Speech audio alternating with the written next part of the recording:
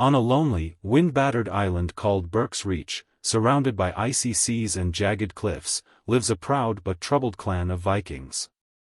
Life there is harsh, and danger is constant, especially from dragons, which regularly swoop in from the skies to snatch livestock and leave destruction behind.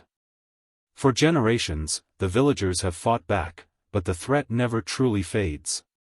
Among them is a skinny, awkward teenager named Hiccup, who desperately wants to prove that he belongs. Unlike the other Vikings, he relies more on clever contraptions than brute strength. On the night of another dragon raid, Hiccup believes one of his homemade devices might finally earn him respect. But before he can put it to use, he's stopped by his father, Stoic, the towering and unyielding chief of the village. Stoic orders his son to stay out of the fight and go home. As usual, Hiccup ignores him. Instead, he races to the blacksmith's forge, where he works under Gobber, the village's gruff but well-meaning weapons master. Hiccup tries to grab his invention, but Gobber shoos him away, telling him to focus on simple chores instead of dangerous heroics. Outside, Stoic briefs the warriors, warning them to guard the livestock carefully and stay alert for a terrifying dragon species whispered about in legend, the Night Fury. Few believe it exists, and fewer still claim to have seen one and survived. Meanwhile, Hiccup notices a group of teens his age gathering nearby. They've been selected for dragon combat training. Among them are the loud, competitive twins, the dragon-obsessed Fishlegs, the arrogant Snotlout, and Astrid, skilled, fearless, and everything Hiccup wishes he could be. He confides in Gobber that he wants to prove himself, impress Astrid, and, most of all, make his father proud. Gobber scoffs, reminding him that Astrid is a true warrior and that Hiccup can barely lift an axe. When Hiccup insists his invention will work, he tries to demonstrate it, only for it to malfunction and cause chaos in the forge. Even so, Hiccup refuses to quit. That's when he hears a strange, echoing roar in the distance. Certain it belongs to the legendary Night Fury, Hiccup sneaks away despite Gobber's warning. He sets up his device and fires a weighted net into the sky. Against all odds, something massive crashes down in the forest. Before Hiccup can celebrate, another dragon spots him and gives chase. Stoic intervenes just in time, driving the beast away. Hiccup excitedly claims he struck the Night Fury, but Stoic reacts with anger instead of pride. He lashes out, blaming Hiccup for always making things worse, especially now, when supplies are low and winter is approaching. He orders Gobber to take Hiccup home. The other teens laugh and mock him as he leaves. On the walk back, Hiccup vents his frustration, admitting he only wants one chance to prove himself, but his father never believes in him. Elsewhere, Stoic convenes the village council. Fear and doubt ripple through the crowd as villagers argue over the losses they've suffered. Stoic steadies them, declaring that the only solution is to find the dragon's nest and destroy it once and for all. He reminds them of their heritage, warriors forged by fire and battle. Are we really going to retreat while these monsters threaten our lands? He challenges. He turns to the village elder, Gothi, seeking guidance. After a long pause, she gives a subtle sign of approval. Stoic immediately orders the ships prepared. Before leaving, he assigns Gobber to train the next generation of fighters. Gobber suggests that Hiccup should join the trainees, after all, he has plenty of time now. Stoic hesitates, doubting his son's resolve. But Gobber insists, quietly pointing out that Hiccup's greatest wish is simply to make his father proud. Reluctantly, Stoic agrees. Later that night, Hiccup sneaks out and ventures deep into the woods, following broken branches and disturbed earth. He discovers the Night Fury tangled and helpless. Believing it dead, he approaches with his knife drawn. But when the dragon opens its eyes and waits silently, Hiccup freezes. He can't do it. Instead, he cuts the restraints and sets the creature free. The dragon snaps and roars, trying to flee, but it can't. Its tail is badly damaged, preventing flight. Hiccup returns home shaken. Stoic informs him that he's been signed up for dragon training. Hiccup protests, but Stoic only says it's time. He then departs with the fleet. The next morning, the teens gather for the Trial of Flame, a brutal training program meant to shape future warriors and leaders. The arena is massive and intimidating. When Hiccup arrives, the others mock him once again. Oh look, someone sneers. Guess being the chief's kid has perks. Gobber enters, booming with authority. He explains that the trials will test skill, courage, and survival. The top trainee will earn the honor of facing a dragon in front of the entire village. Before anyone can ask for lessons, Gobber yanks a lever. A massive, snarling Gronkle bursts into the arena. Shields up. Gobber bellows. The trial has begun. The first challenge focuses on one simple rule: stay alive. Gobber explains that the goal isn't to attack, but to defend and endure. He tells the trainees to make as much noise as possible, revealing that the Gronkle relies heavily on its senses. Loud, chaotic sounds throw it off balance. Panic erupts as the teens bang shields and shout. The twins overdo it, charging recklessly, and are quickly knocked out of the fight. Fishlegs lasts a little longer, but fear gets the better of him. Snotlout tries to act brave, only to be swatted aside moments later. Before long, only two remain, Astrid and Hiccup. Astrid stands firm, confident and relentless. Hiccup, however, can't help staring at her in awe. That brief lapse costs him. The Gronkle corners him, smoke curling from its jaws. Just as things turn dire, Gobber storms in and slams the cage shut, ending the trial. Gobber explodes at Hiccup, reminding him that dragons don't hesitate, don't show mercy, and never need a reason to kill. Hiccup barely hears him. One thought echoes in his mind: then why didn't the Night Fury kill me? That question pulls him back into the forest later that day. He finds the Night Fury trapped in a shallow ravine, flapping uselessly, unable to lift off. Keeping his distance, Hiccup sketches the creature in his notebook, fascinated by every detail. That's when he notices it: one of the tail fins is damaged beyond use. Lost in thought, he drops his pencil. The dragon's head snaps up, eyes locking onto him. That night, Gobber gathers the trainees to review their failures. Hiccup arrives late and quietly joins the group.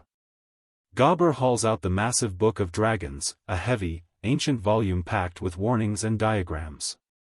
Most of the teens groan, clearly uninterested. Only Astrid and Fishlegs pay attention, they've already memorized it.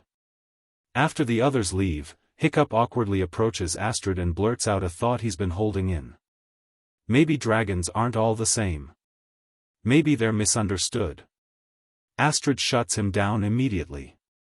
She reminds him that unlike him, she doesn't have a powerful name to fall back on.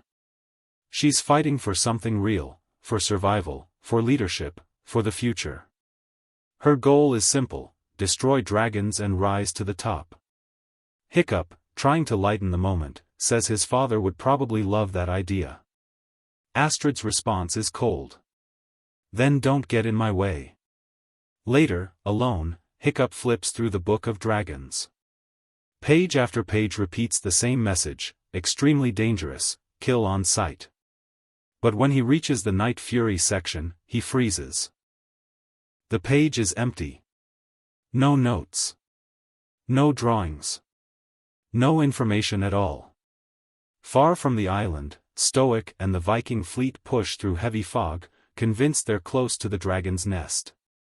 Without warning, shadows swarm their ships. Dragons attack from all sides, plunging the expedition into chaos. Back on Berk, the second day of training begins.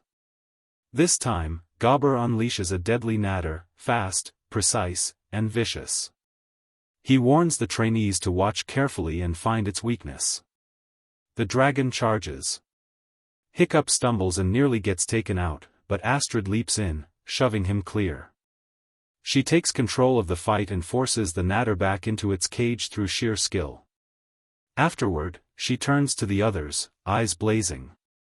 "Pick a side," she says. "Or this place won't survive." That evening, Hiccup returns to the forest. He brings a fish and gently tosses it toward the night fury. The dragon hisses, suspicious. To show he means no harm, Hiccup drops his knife and steps back. Slowly, the dragon eats. Hiccup notices how the creature's teeth retract instead of staying exposed. Smiling, he gives the dragon a name, Toothless. Almost immediately, Toothless spits the fish's head back at him. Thinking this is some kind of test, Hiccup reluctantly eats it. Toothless watches with clear amusement before curling up and falling asleep nearby. As the sun sets, Toothless wakes to find Hiccup still there, drawing shapes in the dirt. Curious, Toothless mimics him using a branch. Hiccup inches closer and gently touches the dragon's nose. Toothless allows it. That night, Gobber entertains the trainees with war stories, casually mentioning how he lost both a hand and a leg to dragons. He proudly declares he'll take revenge on every dragon he sees. He advises them to cripple wings and tails, because a dragon that can't fly is finished. The words stick with Hiccup. He begins sketching again, this time, a solution. The next morning, Hiccup brings Toothless breakfast. When Toothless recoils at an eel, Hiccup quickly tosses it away. Using the distraction, he fits a mechanical tail fin onto the dragon. Toothless hesitates, then leaps. For the first time since his injury, he flies. Hiccup watches, breathless, as Toothless soars across the sky. Later, the third trial begins. The teens now face a terrifying zippleback, a two-headed dragon. Gobber explains its trick: one head releases gas, the other ignites it. If soaked, it's harmless. The challenge is figuring out which head does what. Instead of fighting, Hiccup pulls out an eel. The dragon panics instantly and retreats into its cage. Hiccup wins. Over the following days, Hiccup builds improved gear, learning how to guide Toothless through flight. Because Toothless can't steer alone, they rely on each other completely. Their partnership grows stronger with every flight. During one run, they lose control and crash into a field of dandelions. Toothless sneezes violently. Hiccup smiles. An idea clicks. Back in the arena, while the other teens struggle against another Gronkle, Hiccup uses the dandelion trick to overwhelm the dragon's senses. It works perfectly. Hiccup wins again. The others aren't impressed. They're furious. As the days pass, Hiccup learns more than he ever expected. During one quiet visit, he accidentally discovers that rubbing a specific spot along Toothless' neck sends the dragon drifting peacefully to sleep. The knowledge sticks with him. Later, during another training round, the teens face the Natter once again. While the others brace for impact, Hiccup uses the same calming trick to distract the dragon just long enough to secure another clean victory. The crowd is stunned. Hiccup suddenly becomes the star of the trials. The other teens, once his loudest critics, start watching him with admiration. All except Astrid. She doesn't cheer. She watches closely, sensing something isn't adding up. Hiccup continues learning from Toothless and quietly applying what he discovers during training. In one challenge, he uses sunlight reflected off his shield to confuse and gently trap a terrible terror, a tiny but lightning-fast dragon. The move earns gasps from the crowd. That evening, Astrid secretly follows Hiccup, determined to uncover his secret. But he slips away before she can see where he's going. At the same time, Stoic returns to Berk. The fleet is smaller now. Several ships are damaged. Warriors are wounded. Whatever they found out, there wasn't victory. Gobber tries to lift Stoic's spirits, mentioning Hiccup's unexpected success in training. He explains that people are talking, that the chief's son seems to have a natural gift for dealing with dragons. Stoic listens quietly, unsure what to think. Back in the forest, Hiccup finishes a detailed guide for riding Toothless, every movement carefully planned. But when they test it midair, the flight feels wrong. Too stiff. Too forced. Frustrated, Hiccup tosses the guide aside and does something new. He trusts himself. The flight suddenly becomes smooth, natural. Hiccup realizes he isn't controlling Toothless, he's working with him. That night, Hiccup is startled when Stoic steps into Gobber's workshop. He braces himself for another lecture. It never comes. Instead, Stoic speaks softly. He admits he's heard the rumors about Hiccup and dragons, and says, for the first time, that he's proud. He places a helmet into Hiccup's hands, forged from metal that once belonged to Hiccup's mother. The moment is brief. Stoic nods and leaves, giving his son space to process it. The next day marks the final trial of Flame. Astrid's parents cheer proudly from the stands. But Astrid's excitement turns to frustration when she realizes the dragon meant for the final challenge has already been subdued, by Hiccup. Elder Gothi steps forward and announces the top slayer of the year. Hiccup. The village erupts in celebration. But Hiccup feels only dread. That night, he prepares to leave the village with Toothless, unable to face what's expected of him. Astrid follows and confronts him, finally uncovering the truth. She comes face to face with Toothless, weapon raised. The dragon snarls. Hiccup calms him before anything happens. Astrid turns to flee, but before she gets far, Toothless lifts them both into the air. They land atop a high mountain ridge. There, Hiccup pleads with her to see Toothless for who he truly is. Reluctantly, Astrid climbs onto the dragon's back. The flight is rough at first. Toothless ignores commands, spiraling wildly. Then Astrid apologizes, to Toothless. He steadies. They glide silently above glowing clouds, the world stretching endlessly below them. Astrid admits dragons are still dangerous, but Toothless is different. She reminds Hiccup that tomorrow, he's expected to kill one in front of everyone. Hiccup says maybe they can change things. Astrid argues the dragons have burned homes, stolen food, and taken lives. Quietly, Hiccup admits they took his mother too. But he says the fighting can't go on forever. Suddenly, they spot a massive swarm of dragons flying in one direction. Toothless is drawn to them, following without hesitation. They reach a colossal chasm, fire pouring from its depths. Dragons drop stolen livestock into the pit. Then something enormous rises. A towering, crimson beast emerges, terrifying and absolute. It devours a smaller dragon that hesitates, making one thing clear. The dragons aren't in control. They're being forced. Astrid insists they must tell Stoic immediately. Hiccup stops her. If we do, he says, Toothless won't survive. The next morning, the village gathers for the ceremony. Hiccup stands alone, torn between honesty and loyalty. Astrid joins him briefly. He tells her not to get involved. If his plan fails, he doesn't want her paying the price.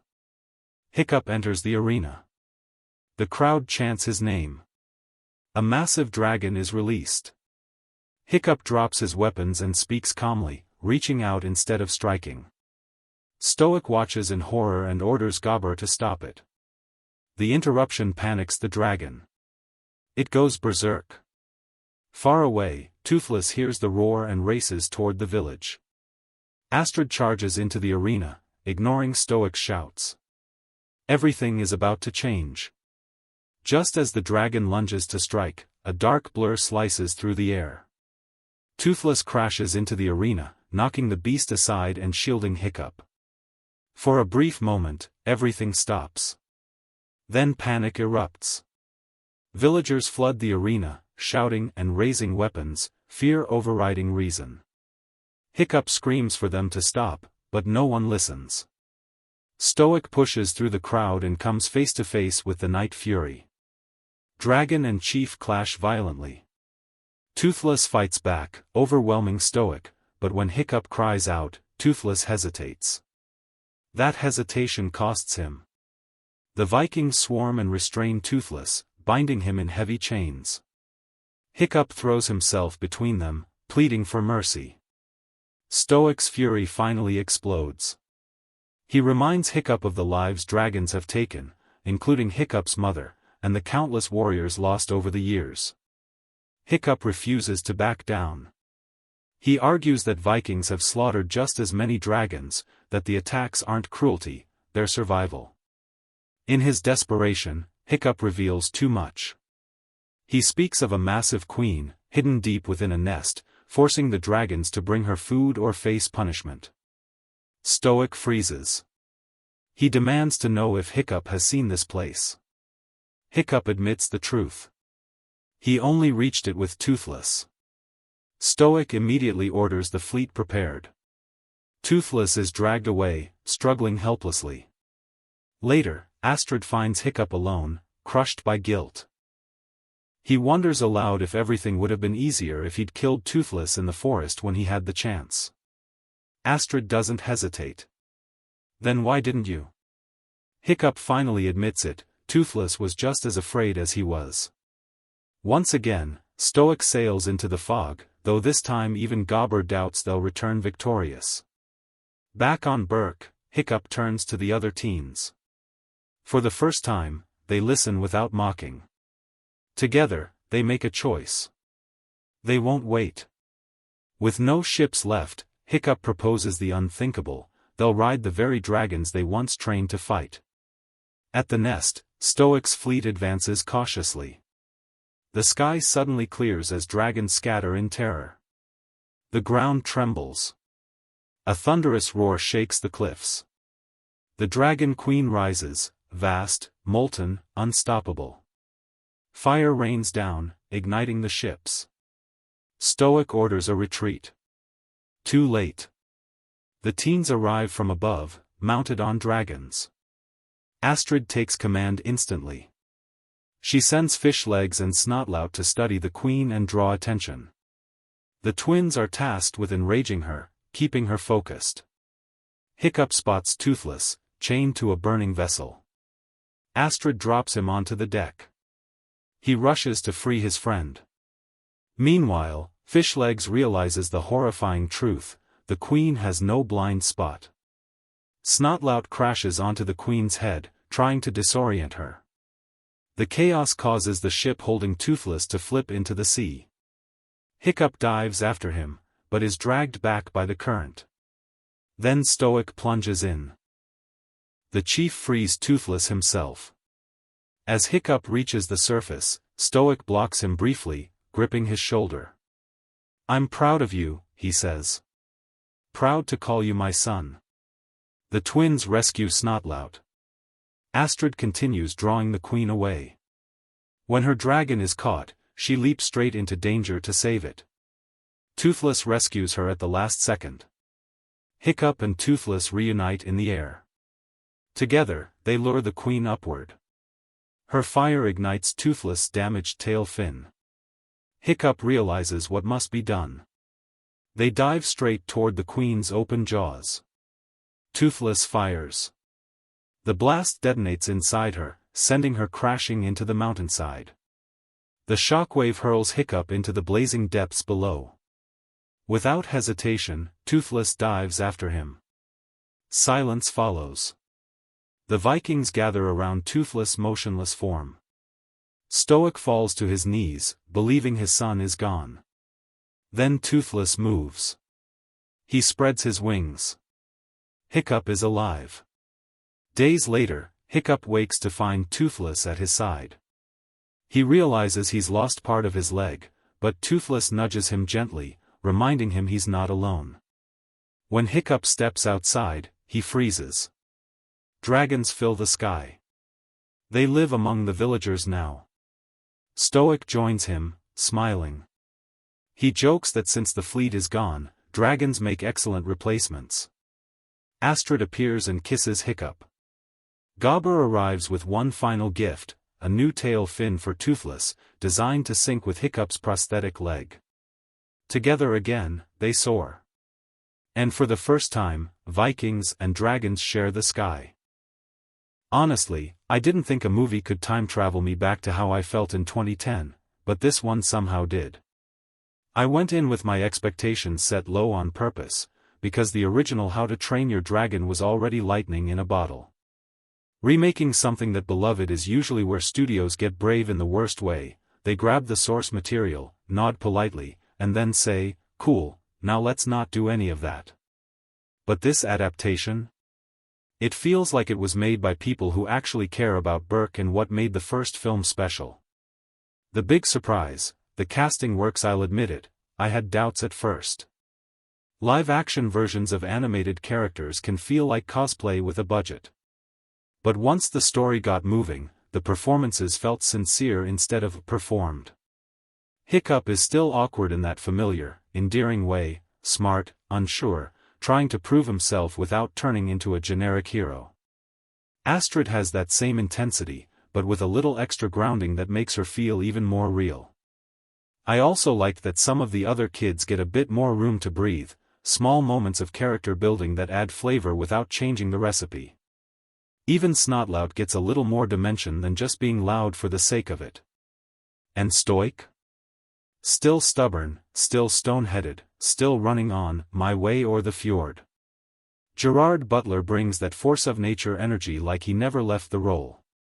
Visually, Burke finally looks like a place you could step into. This is one of those movies where you catch yourself staring at the background because it's so immersive. The Viking world feels lived in, wind-bitten cliffs, cold skies, and that rugged, mythic atmosphere the animated film hinted at, now fully realized. It keeps the key elements intact: the warmth, the wonder, the humor, the ache, the triumph. It preserves the magic instead of sanding it down into something unrecognizable. And in an era where some live-action remakes feel like they're allergic to what made their stories iconic, you know the kind, certain mouse-shaped decisions, mouse face, this one feels like a rare win. Final verdict: this isn't just a live-action version. It feels like a respectful revival, Burke brought to life for a new generation without leaving the old fans behind. The casting is strong, the CGI is top tier, the landscapes are unreal, the score is a guaranteed emotional hit, and the story stays true without feeling trapped by imitation. I walked out feeling like I'd watched the original again for the first time. Same wonder, same chills, same warm, nostalgic glow. I'm already excited for the second one. And yeah, credit where it's due, thank you, DreamWorks. I walked into How to Train Your Dragon, 2025, with my guard up, and walked out with tears in my eyes. I grew up with the animated original. I first watched it back in 2010, and later revisited it when my daughter was tiny. She was about 6 when we made it our movie. Going to the theater with her again now, years later, hit me harder than I expected. We both got emotional. That alone says the remake is doing something right. Let me start with what absolutely works. The production value is insane. The CGI ranges from really solid to genuinely jaw-dropping. The world looks lived in, the scale feels big, and the flying sequences have that grand, sweeping energy you hope for. The score still carries that same emotional punch too. It lifts scenes without smothering them, and when the music swells, you feel it. And then there's Stoic. Gerard Butler returning to the character is the heart of this whole live-action attempt. You can read it all over him, his expression, his voice, the way he holds himself in a scene. He doesn't just play Stoic, he inhabits him. Every time he's on screen, there's this unmistakable sense that he cares, like he's protecting something he helped build in the first place. It's a joy to watch. Honestly, there were moments where my brain tried to place him somewhere else and I had a quick flash of Leonidas energy, but then he'd speak, shift his posture, and boom, back to Stoic the vast. Epic presence. Hiccup also deserves credit. He's not a carbon copy of the animated version, and shouldn't be, but he brings a sincere, grounded vulnerability that works. You believe he's trying to be brave in a world that doesn't make space for him. Astrid was the one I worried about most going in. I'll admit that. But I was wrong. She surprised me, in the best way. She's got the intensity, the confidence, the I can handle myself edge, and it never feels forced. She fits. Now, the parts that didn't land as well. The biggest issue is that this version, while impressive, sometimes feels a little too polished, like it's wearing a perfect costume instead of living in it. Some of the younger cast, and yes, that includes Hiccup at times, can come off a bit stiff. Not because animation is easier, but because the performances sometimes feel posed rather than fully natural. The irony is wild, a few characters somehow look more animated than the animated characters. There's a glossy, acting for the camera quality in certain scenes that makes it harder to buy the emotion. The twins, especially, fall into that plastic zone for me, like they're doing a version of the characters rather than being them. Snotlout had a couple of fun moments and some decent presence, but overall he didn't stay with me. Fishlegs, too, kind of there, kind of gone. If you asked me to recall their standout beats later, I'd struggle. Creature-wise, Hookfang looks phenomenal. Absolutely gorgeous. Big, dangerous, and visually rich. Stormfly didn't hit the same for me. Not terrible, just less striking. Toothless is still Toothless, he's always going to be lovable, but some of his movement felt a touch less organic than the animation. There's one specific emotional moment, keeping this spoiler-free, that used to feel hypnotic in the original, like magic happening right in front of your eyes. Here it plays a bit more standard blockbuster than quietly devastating. Still good, just not that good. The big dragon threat looks cool overall, but there's a hint of "we've seen this before" in the execution, like the design is strong, but the personality isn't as sharp as it could have been. And here's the core of it, the original had lightning in a bottle. Was it simple? Sure. Was it kind of classic storytelling? Yeah. But it had this huge, unmistakable heart. Back in 2010, it felt magical. I even remember thinking the 3D hit harder than Avatar, not because it was technically superior, but because it pulled you into the emotion. It wasn't just spectacle. It meant something. This live-action remake, for me, doesn't truly add anything essential. It's not needed. It doesn't surpass the original. And it also trims or misses some key relationship beats, little moments that showed Hiccup and Toothless bonding, being goofy, thinking things through, even a couple that feel important for where the story ends up. Those missing touches matter, because that relationship is the engine of the whole story. There's also a modern look at us being inclusive energy in the village casting that felt slightly loud to me. I'm not against inclusivity at all, but the original vibe was a remote, isolated place, almost forgotten by the world, and that isolation plays into the broader arc later. Here it feels more like a present-day checkbox than a story-first decision. So where does that leave me? Some part of me wants to be harsh because the animated film is special to me. But the truth is, I did enjoy this more than I expected. When it's good, it's really good. The visuals are strong, the music still works, and Gerard Butler's love for Stoic practically carries scenes on its shoulders. If you can overlook the slightly glossy acting and accept that it's not trying, and not quite able, to recreate the original's magic, you might have a great time. Me? I'm choosing to end on the warm part. I got to revisit a story that means a lot to me, in a theater, with my daughter, both of us emotional, both of us remembering why we loved it in the first place. That's a pretty good night at the movies. If you want, I can also convert this into a shorter 60 to 90 seconds voiceover, TikTok/Reel style, or make it a YouTube review script with stronger hooks plus clearer sections, pros/cons/final verdict, while keeping your exact opinion intact. I've got mixed feelings about the live-action How to Train Your Dragon, and honestly, that's the problem. It's so close to the animated film that the conversation becomes less about the remake itself and more about what it refuses to be. On one hand, it's absolutely watchable. In places, it's even impressive. The filmmakers clearly studied the original like a blueprint and rebuilt it with care, sometimes almost shot for shot. The emotional beats land, the big moments are staged with respect, and the heart of the story is still there: wonder, friendship, courage, growing up, letting go. I won't pretend I didn't feel something. I did. There were scenes that hit the same way they did the first time I watched the animated film years ago, and that's not easy to pull off. The casting is also a strong point. The actors fit the world naturally instead of feeling like cosplay.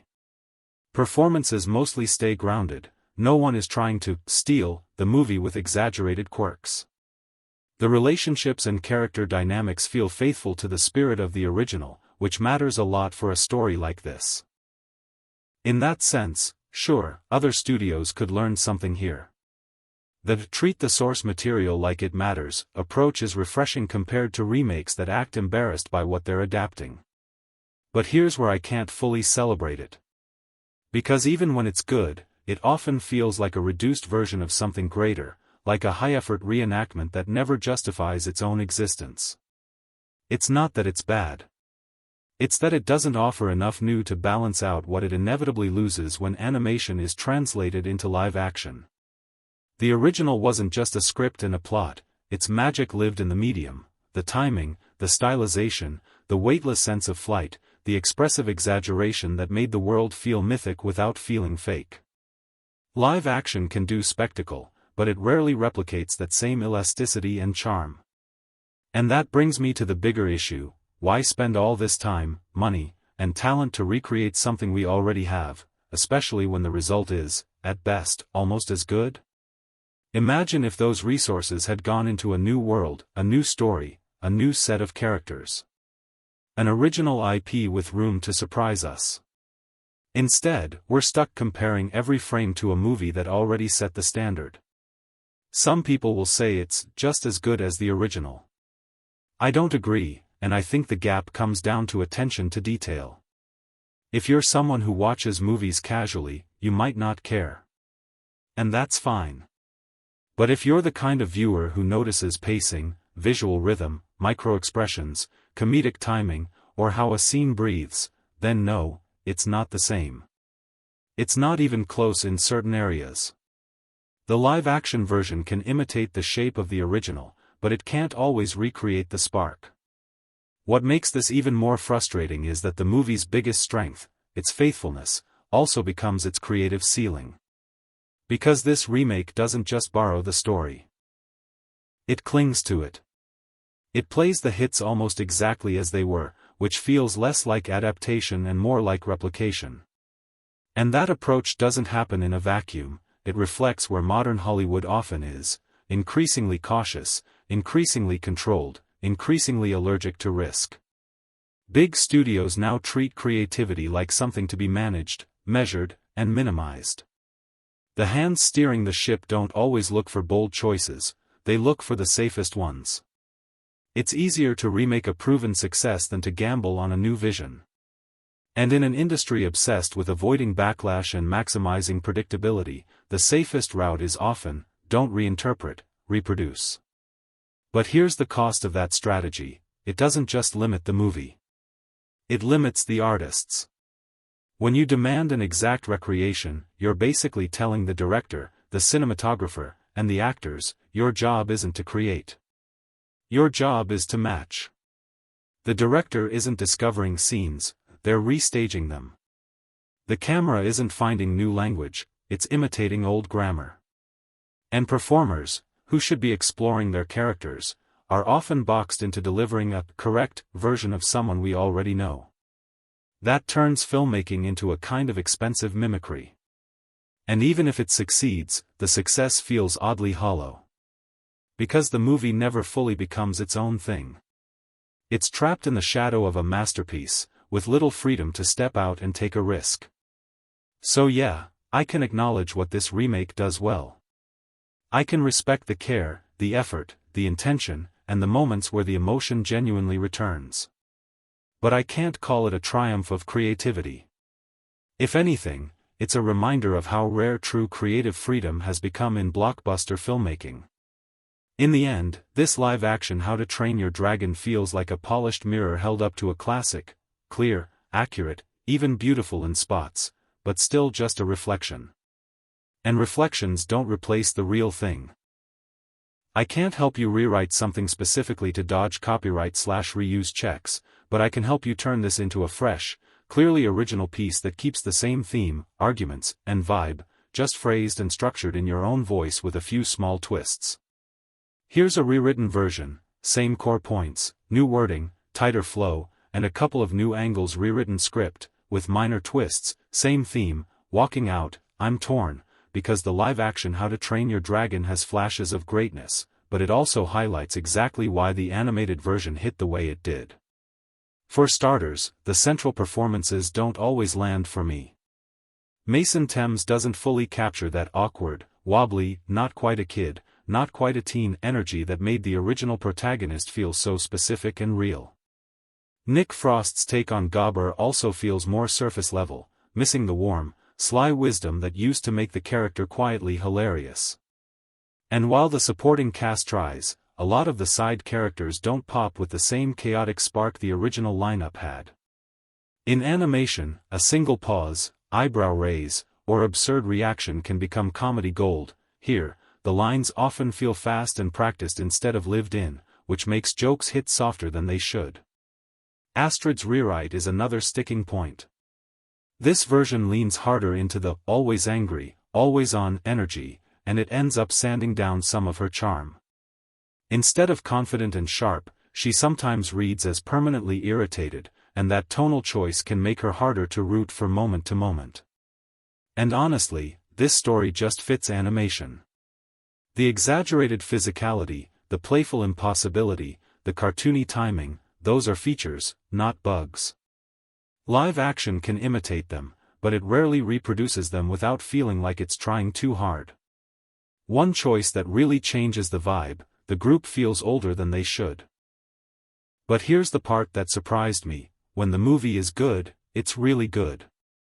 Live action gives certain sequences a weight and immediacy that animation can't always match, especially anything involving dragon flight. The aerial scenes feel big, fast, and physical, like you could almost taste the wind. The production work is also doing serious heavy lifting. Sets look textured and lived in, costumes feel handcrafted instead of fresh off the rack, and the cinematography is clean and confident. The VFX are frequently impressive too. There are moments, especially anything involving fire or scale, where the spectacle almost overwhelms the weaker character beats in the best way. You can also spot a handful of small, grounded tweaks in blocking, dialogue, or behavior that feel more natural in live action, and those changes mostly work. When the film stops trying to recreate and instead focuses on reinterpret, it breathes. That's the frustrating part. The ceiling is high, but the remake format keeps it boxed in. Because even when it's well made, there's no escaping the big truth: this is still largely the same story, again. And for some viewers, that's a plus. It's basically a chance to experience a beloved movie on a larger canvas, with real landscapes and a more tangible sense of danger. For others, it's the biggest weakness: it can't help feeling like an echo. The one undeniable win, though, is the music. Keeping John Powell's sweeping, emotional score is a cheat code. Those themes still hit, and they do a lot of work bridging the gap between the animated soul and the live-action body. So where do I land? If you're a lifelong fan, you'll probably notice the trade-offs immediately. Some of the charm, looseness, and animated magic doesn't survive the transition. But if you've been waiting for a live-action adaptation that actually treats the source with respect, this one is far closer to the ideal than most. I walked out smiling, maybe not because it replaced the original, it didn't, but because it reminded me why the original mattered in the first place. And when the dragons take to the sky? Yeah. That part still feels like flying. If you want, I can also reformat this into a TikTok/YouTube voiceover script with punchier lines and beats, or two separate versions, one fully negative, one fully positive, so it doesn't read like conflicting reviews stitched together. Animated to live action remakes are having a real moment lately, between projects like Lilo and Stitch and everything else in the pipeline, studios clearly think nostalgia plus realism is a winning formula. But here's the twist that actually makes this one feel promising. What if the filmmaker who shaped the animated saga came back to guide the live-action version too? That's exactly what's happening with How to Train Your Dragon. Dean DeBois, the creative force behind all 3 animated films, returns to direct, and honestly, that choice feels like the studio playing this as smart as possible. If you're going to translate a story that's built on wonder, heart, and visual poetry, you want the person who already understands the why behind every beat, not just someone tasked with copying the what. And that's the key difference. This isn't trying to carbon copy the animated movie frame for frame. It's aiming to translate it, keeping the spirit intact while letting live action do what live action does best: small expressions, grounded emotion, and that this is actually happening texture. Mason Thames as Hiccup is the clearest example of that. He doesn't just resemble the animated character, he captures the nervous energy, the curious brain behind the eyes, the awkward bravery. It's the kind of casting where you stop thinking about casting and just accept, yep. That's Hiccup. And the rest of the cast holds their own too, carrying familiar character dynamics without feeling like cosplay. Butler feels locked in, he gets laughs, he gets weighty moments, and he sells the larger-than-life father presence without losing the humanity underneath. That return alone is the theater better clap kind of moment. Perspective 1, the lifelong fan reaction. As someone who grew up with the original films, this kind of adaptation is risky, because you're not just adapting a plot, you're touching people's childhood. But the experience lands emotionally in a way I didn't expect. Seeing this world rendered with realistic environments, richer textures, and a sweeping soundtrack hits like a memory you didn't realize you still had. The cinematography and CGI do a lot of heavy lifting, in the best way. The flying scenes aren't just pretty, they're thrilling. They capture that dreamlike, I wish I could live inside this scene, feeling you get after watching the animated version as a kid and then replaying it in your imagination. The story's heart still beats where it should, and the relationship at the center remains the engine that makes everything work. It also feels like the filmmakers genuinely wanted this story to belong to a new generation without taking it away from the old one. And getting to experience it on a massive screen after all these years? That's a full-circle kind of joy. Perspective 2, the newcomer / not my usual genre take. I'll be straight, I never watched the original animated trilogy, and I'm not typically the family movie audience. So this isn't a comparison, it's just the experience on its own terms. And on those terms, it's seriously strong. If I'm rating it purely by my personal taste, I'd land around a solid 7 out of 10. But if we're grading it as a family adventure film, the kind that's meant to entertain kids and still keep adults engaged, it pushes closer to a 9. The visuals are consistently impressive, and the flight sequences are the kind of spectacle that reminds you why theaters exist. Most of the humor lands. And Gerard Butler, in particular, gets a few moments that genuinely pop, some laugh-out-loud beats, plus a handful of scenes where he switches gears and shows real dramatic weight. My main complaints are pretty specific. The opening takes a bit to find its momentum, but once Hiccup and Toothless connect, the movie hits its stride and doesn't really let go. Early on, we're goofy and chaotic while fighting deadly dragons tone can feel slightly odd in live action. Animation can make that kind of vibe feel effortless. Real humans doing it can sometimes feel like they're tempting fate for a punchline. But here's the surprise, that issue fades as the story deepens. The stakes sharpen, the intensity ramps up, and by the later stretches the film starts flirting with genuinely epic territory. Also, if you're going to see it, IMAX is the move, especially when the expanded aspect ratio kicks in during the big sequences. It's one of those, you feel the scale in your chest, experiences. Perspective 3, the faithful remake verdict. If you're measuring this as a remake, it's one of the better examples of how to do it right.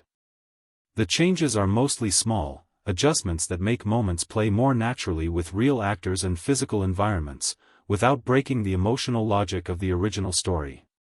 It keeps the best beats where they belong, updates a few transitions so they flow better in live action, and avoids the trap of changing things just to prove it's different.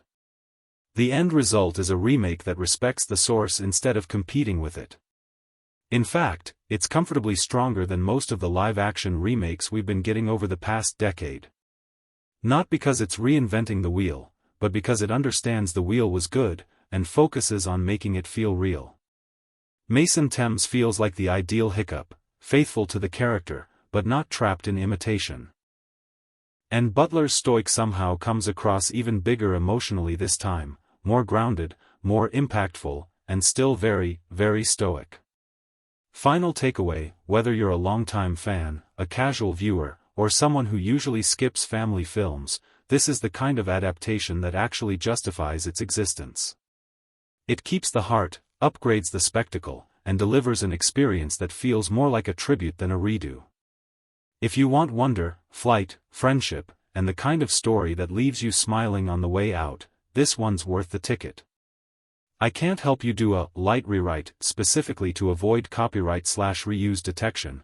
That's essentially polishing someone else's text for republishing, which crosses into plagiarism/copyright evasion. But I can help you get what you want in a clean way, an original, spoiler-free review script that keeps the same theme and talking points, casting, direction, pacing, 4DX, emotion versus remake feel, CGI, music, characterization, while being clearly new writing. Here's a fresh script you can use/adapt, original spoiler-free review script, new writing, same theme. I went into the live-action How to Train Your Dragon with cautious optimism. These kinds of adaptations can either feel like a love letter, or like a photocopy. This one lands somewhere in the middle, heartfelt in craft, a little muted in soul. The biggest win is that the film doesn't feel like it was made by strangers. With Dean DeBois back at the helm, now stepping into live action, it carries the same warmth and clarity of storytelling that made the animated version hit so hard. Even with the runtime stretched by roughly half an hour, it moves with purpose. The pacing rarely drags, and the emotional beats are still placed where you expect them, though not all of them land with the same punch. Performance-wise, a couple of choices really click.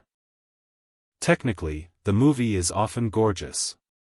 Bill Pope's cinematography makes the skies feel enormous, and the flight sequences deliver that stomach-drop thrill again, especially in premium formats. I caught it opening weekend in 4DX, in 3D, and the extra motion, wind, and impact effects absolutely add to the spectacle. It's a fun theme park version of the story. But if I'm being honest, it's not the way I'd want to experience it every time. The dragons are the real show stealers. Their detail work is strong, and the main dragon in particular has a presence that pulls your eyes to the screen. That said, the CGI isn't flawless. A few moments look a little too digital, and there were scenes where something felt like it should have been practical, but you can tell it's pixels. In a year where effects should be sharper than ever, that inconsistency stands out. And then there's the biggest debate: this adaptation is very faithful. Sometimes that's comforting. Sometimes it's a problem. A lot of scenes play out so similarly that it can feel less like a reimagining and more like a high-budget reenactment. The story additions and dialogue tweaks are generally fine, but not always necessary, and at least one missing moment felt like the kind of cut that quietly removes an important piece of the heart. As for the acting overall, your mileage may vary. Some performers work great for me, others feel like they're delivering lines accurately, but not always emotionally. It's the difference between saying the right words and making you feel the right thing. One thing that never misses, though, John Powell's music is still the secret weapon. The score does so much heavy lifting in the best possible way, and when those themes swell, it reminds you why this story mattered in the first place. So, should you watch it? Yeah, especially if you're a fan and want to see this world in live action, or if you're bringing kids who'll be wowed by the dragons and the spectacle. But if you're chasing the exact feeling the original gave you, you may find yourself thinking, this is impressive, but the animated version still hits harder.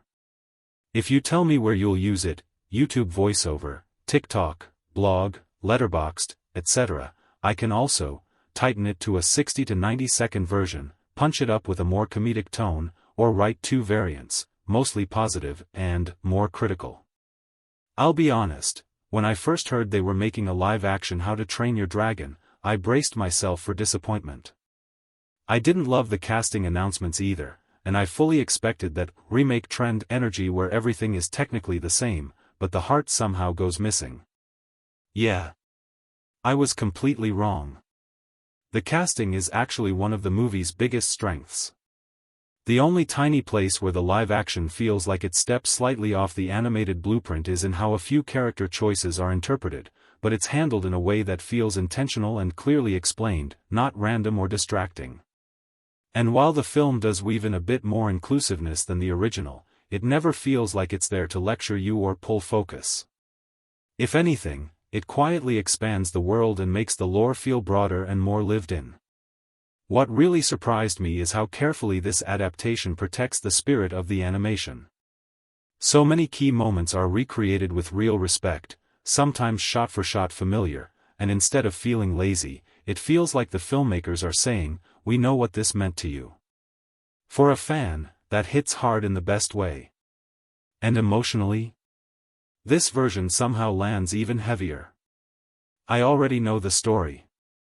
I've seen the original more times than I can count. But the performances, especially Hiccup and Stoic, make it feel personal in a new way.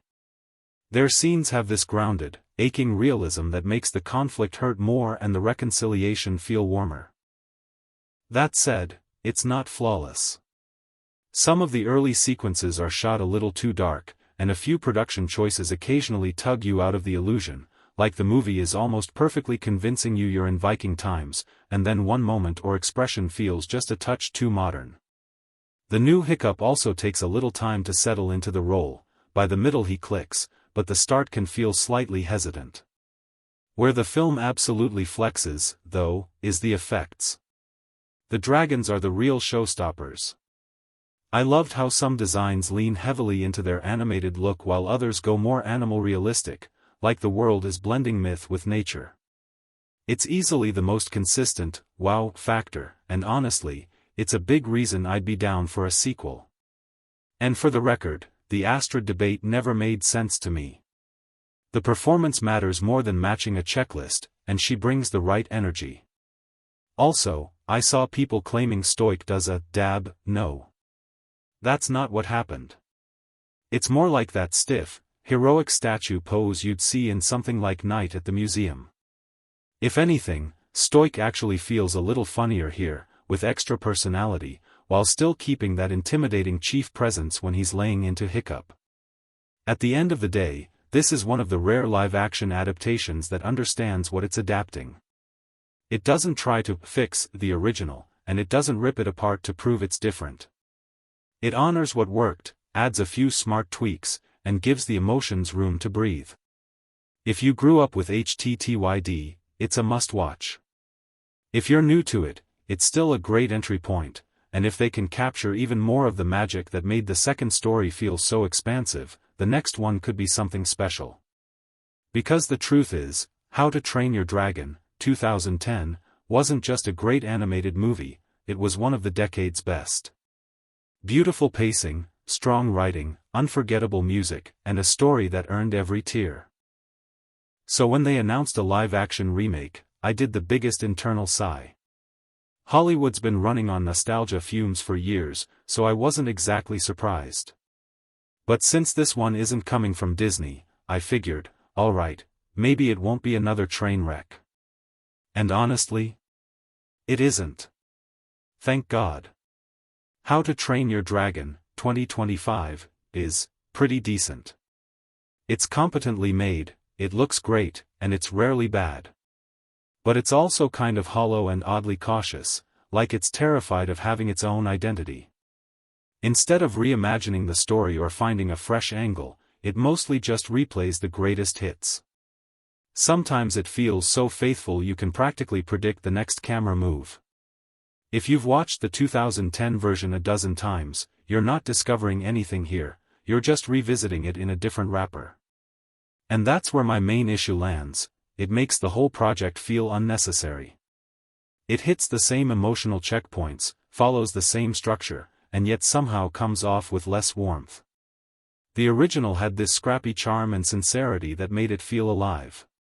This one is polished, but it doesn't always feel alive. The cast is a mixed bag. Mason Thames as Hiccup is the big win. He sells the awkward intelligence, the stubborn kindness, the "I'm trying to be brave but I'm still a kid" energy. It's a genuinely strong performance and he ends up doing a lot of heavy lifting. Gerard Butler returning as Stoic is also a great call. He's commanding, funny when he needs to be, and still brings weight to the father-son stuff. But outside of that, a lot of the supporting characters feel thinner than they should.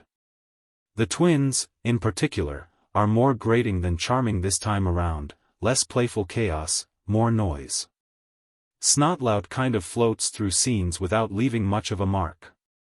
Fishlegs feels underused, which is frustrating because he's usually the easiest character to make lovable. More importantly, the performance feels restrained to the point of being unreadable. I know Nico Parker has the talent, she absolutely does, but here the character's emotions don't land cleanly. And the bigger problem is the chemistry. The connection with Hiccup feels muted, so a lot of the romance/partnership arc never fully clicks. The movie also runs longer than the 2010 film, and weirdly, the extra runtime doesn't translate into stronger storytelling. Some added moments feel like padding, while a few key learning beats don't hit as sharply. There are little connective details that used to make the final act feel extra satisfying, and here some of that cause-and-effect texture gets smoothed out. It's not that it stops making sense, it just hits with less impact. Now, it probably sounds like I'm dunking on it, and I am being critical, but I don't want to pretend there's nothing to enjoy. The visuals are genuinely gorgeous. The blend of real sets and CGI works better than I expected, and the flying sequences have real punch. The action is clean, readable, and exciting without feeling like a chaotic blur. And John Powell's music still does unfair emotional damage in the best way. The score is a cheat code, it lifts scenes, creates goosebumps, and reminds you why this world mattered to people in the first place. So where do I land overall? If you loved the original, you'll probably like this, because it's basically the same story, just a little more sterile. If you've never seen the 2010 movie and you're even mildly into dragons, you might walk out obsessed. And I'll admit something, even with all my complaints, I still had moments where I felt like a kid again. There were stretches where the wonder hit, the flights hit, the music hit, and I caught myself grinning. The casting for Hiccup especially is strong enough that it carries a lot of goodwill. If I could change anything, it'd be simple: take a few bigger swings. Tweak a couple scenes, add a new emotional wrinkle, give the supporting cast more flavor, anything that makes it feel like more than a high-budget reenactment. Because as it stands, it's a solid, good-looking, faithful remake, that also kind of proves the original never needed one. I can't help you make minor tweaks to dodge copyright/reuse detection.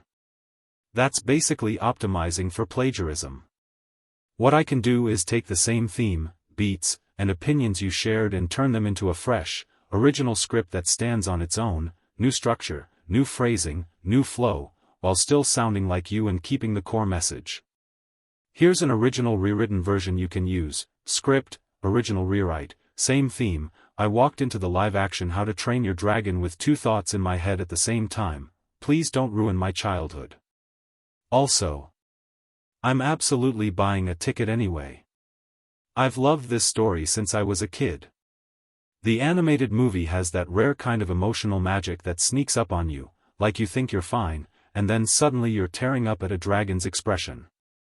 Even the trailer had me getting misty-eyed before the film was even out. So, after watching the live-action version, here's where I landed. It's a strong attempt, and in a lot of ways it's genuinely impressive, but it also has one big weakness that kept pulling me out of it. What the film gets so right: first of all, visually. Wow, the environments feel huge and real, like you can smell the salt in the air and feel the wind on the cliffs. The production design is gorgeous, and the dragons look like they actually belong in that world instead of floating on top of it. The CGI clearly had serious effort behind it. The dragons have weight, texture, presence, especially during flying sequences, where everything opens up and the movie finally breathes. In those moments, it's easy to see why this story keeps coming back. It's pure adventure fuel. And yes, Toothless is still lovable, not in the exact same way as the animated version, but he's got that pet you shouldn't have but absolutely will keep anyway energy. At times he feels more like a clever animal companion than a cartoon character, which is probably the point. I did miss some of the playful, storybook charm from the original, but I can't lie, he still won me over. Faithful, mostly story-wise, the movie sticks surprisingly close to the original. The big story beats are there, most scenes land where you expect them to, and the changes are generally small, more like adjustments than rewrites. Some dialogue shifts are actually welcome.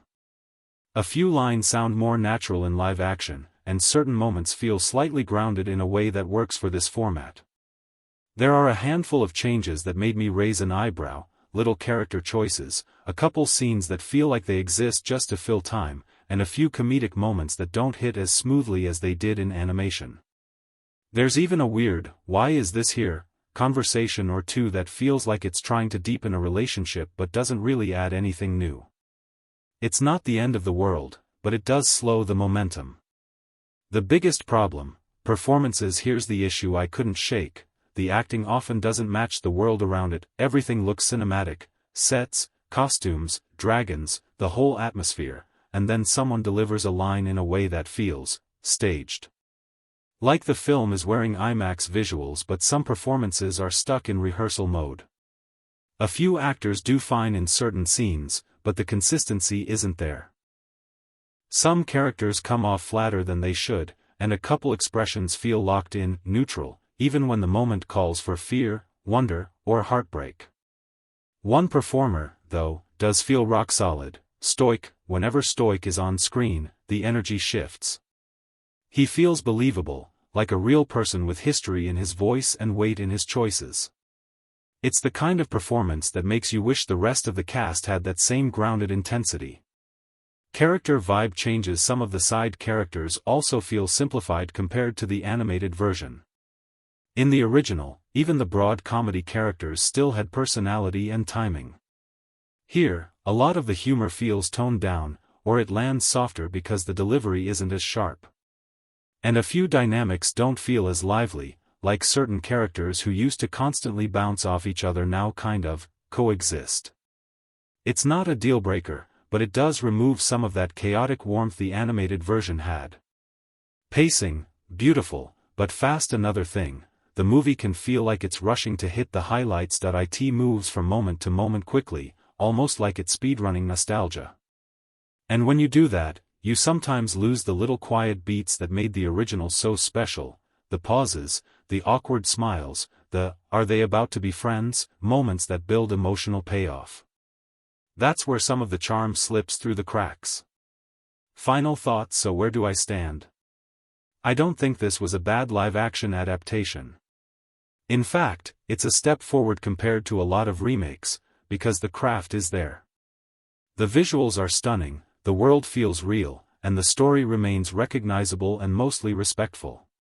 But the acting inconsistency and the rushed feeling made it harder for me to fully sink into it emotionally. I wanted to be completely swept away, and I was, sometimes, but other times I could feel the movie happening instead of living inside it. And yet, I'm still excited.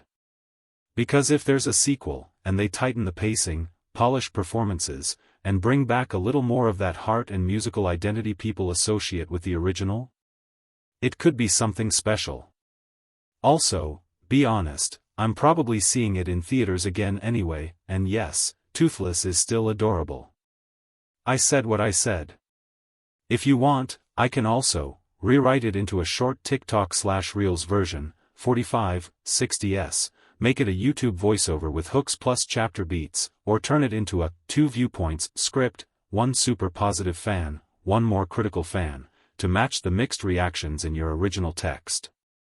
I can't help with rewriting specifically to avoid copyright or reuse issues. That's basically helping disguise copied text. What I can do is take the ideas you expressed and turn them into a fresh, original review with a new structure, new phrasing, and a more personal voice, so it stands on its own as you're writing. Here's an original draft you can use and tweak. Original review draft, new wording plus same theme.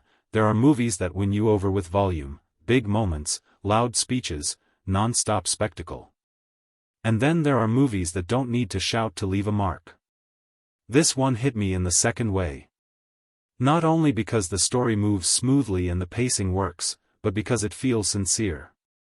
It has that classic, old-school confidence. It trusts the audience to listen, to sit with a feeling, to understand what's being said without being hit over the head with it. At the heart of the story is identity, figuring out who you are when the world expects you to be someone else. But what stuck with me even more is the empathy running underneath everything. It's about making the choice to understand instead of panic. About treating the unknown like something to learn, not something to destroy. How to Train Your Dragon, 2025, is a live-action remake built from the same foundation as the 2010 animated film, with a few scenes stretched out and a handful of moments reworked to fit a more grounded style. We follow Hiccup, Mason Thames, the awkward, underestimated kid in Berk who doesn't exactly fit the Dragon Slayer mold his village celebrates. His father Stoic, Gerard Butler, returning from the animated version, is the larger-than-life chief who embodies everything Berk prides itself on: strength, certainty, tradition, and an absolute commitment to hunting dragons. Hiccup can't bring himself to do what's expected of him, and that inner conflict becomes the spark that changes everything, especially after he forms a bond with a night fury, Toothless. From there, the story asks its central question: can one person's courage to see differently actually shift an entire community's worldview? On a technical level, the film is a knockout. The visuals are the kind you want to sink into: sweeping landscapes, crisp detail, and action that feels both grand and readable. Berk looks like a real place you could step into, and the dragons are realized with a sense of weight and personality that never feels cheap or cartoony. The score also deserves praise. It knows when to soar and when to step back, and it amplifies the emotional beats without smothering them. Performance-wise, Gerard Butler is the standout for me. Stoic is a tough character to translate into live action because the animated version is so iconic, but Butler makes it work by leaning into the character's force while still letting the quieter emotional cracks show.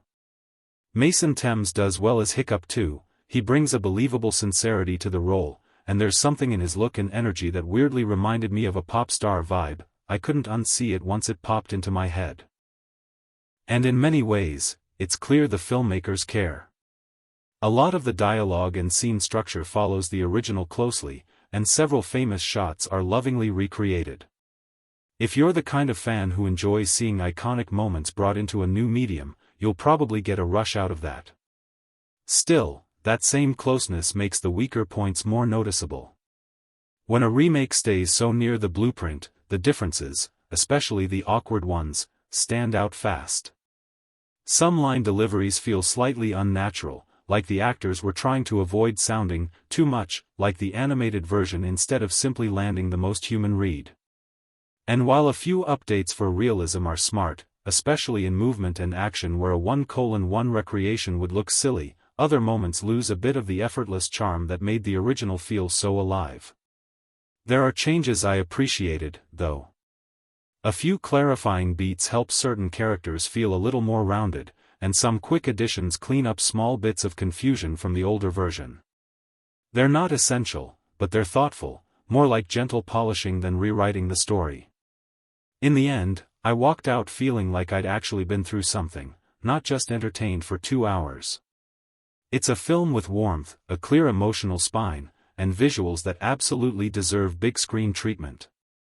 If you love the original, there's a strong chance you'll have a great time here, even if you also end up noticing the places where the remake doesn't quite match the animated film's natural rhythm. And honestly, if award season pays attention to craft, this should at least be in the conversation for visual recognition in 2026. If you want, I can also make this shorter for Letterboxd/Twitter, make it more formal, critic style, or make it more casual and punchy, creator/real voice.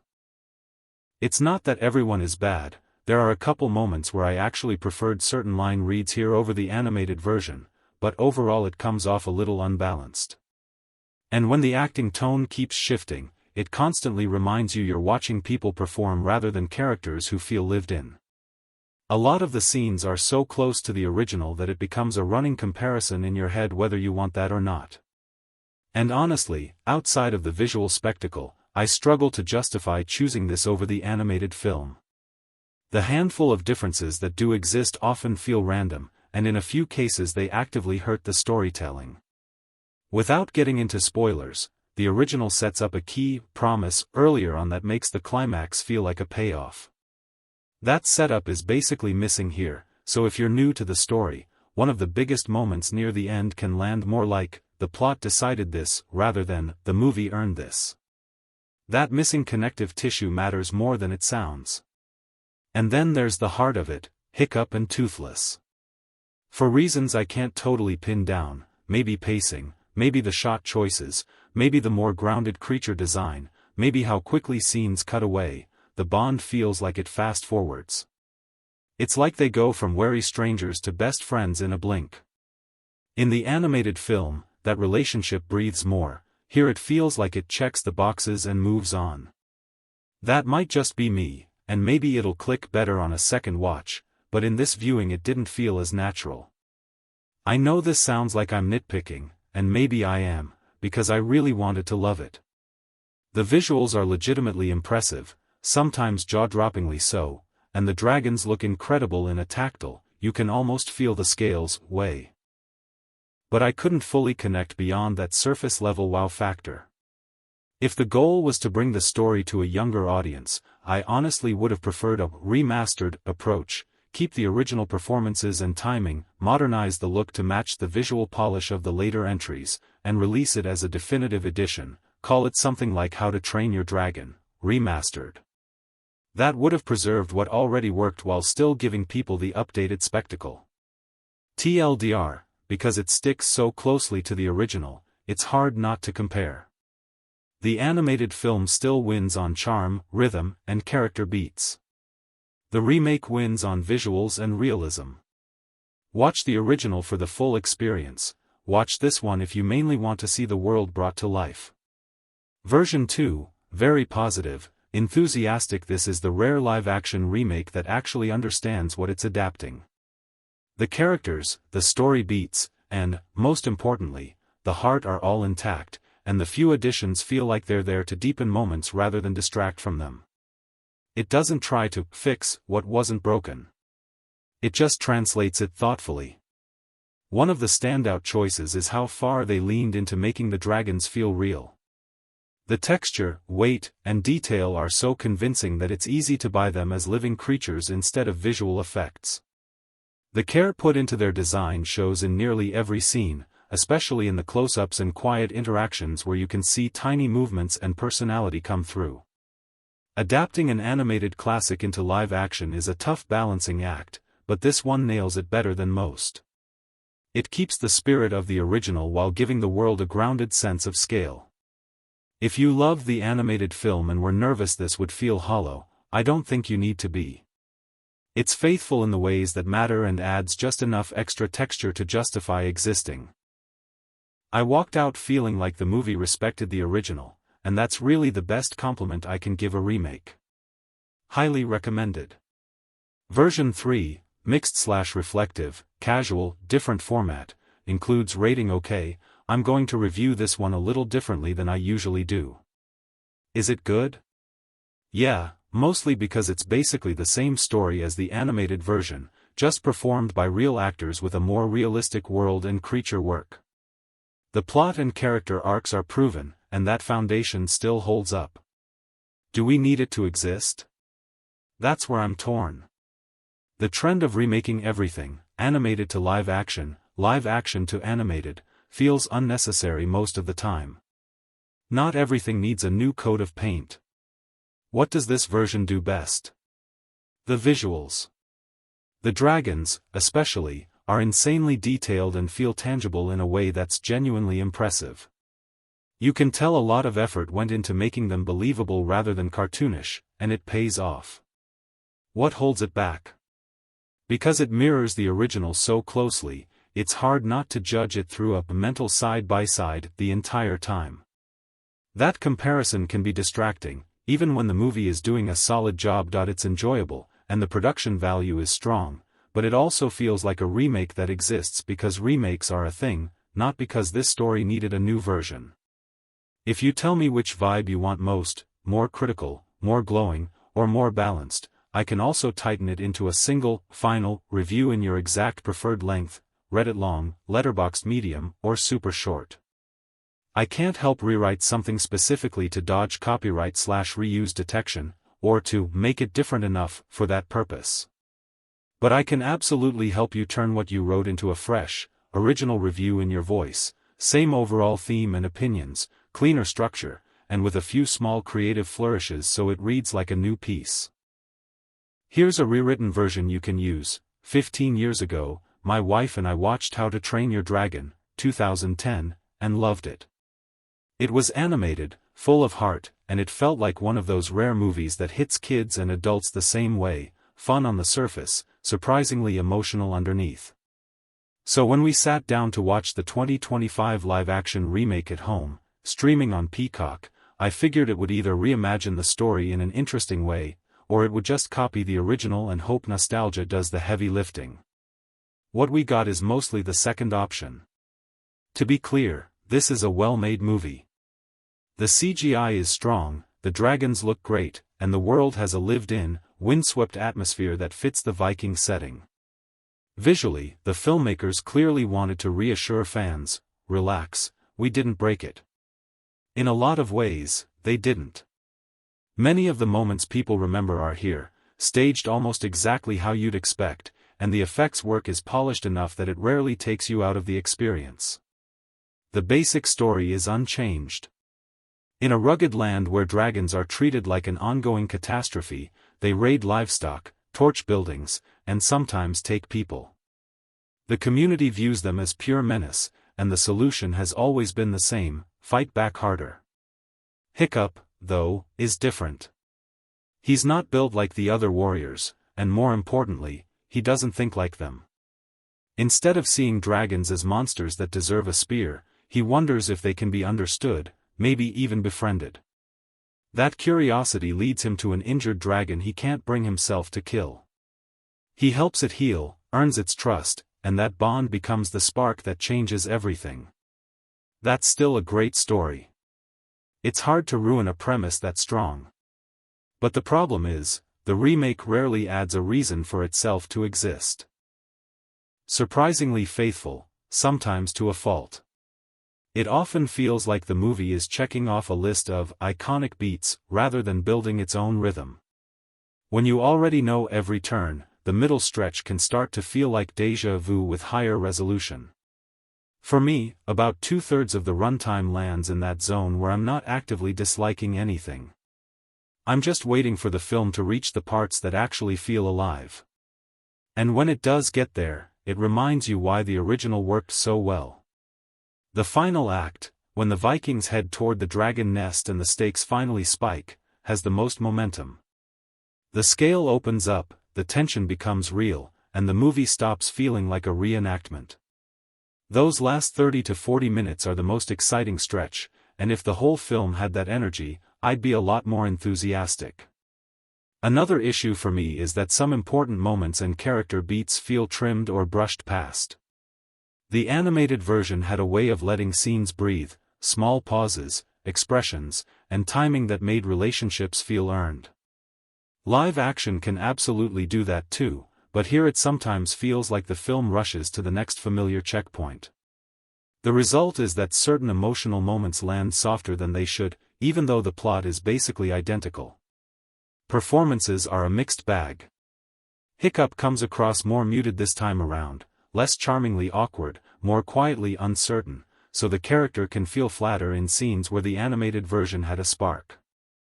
Astrid hits many of the same notes, but the chemistry doesn't always click the way it did in animation, where expression and timing were doing a lot of the storytelling.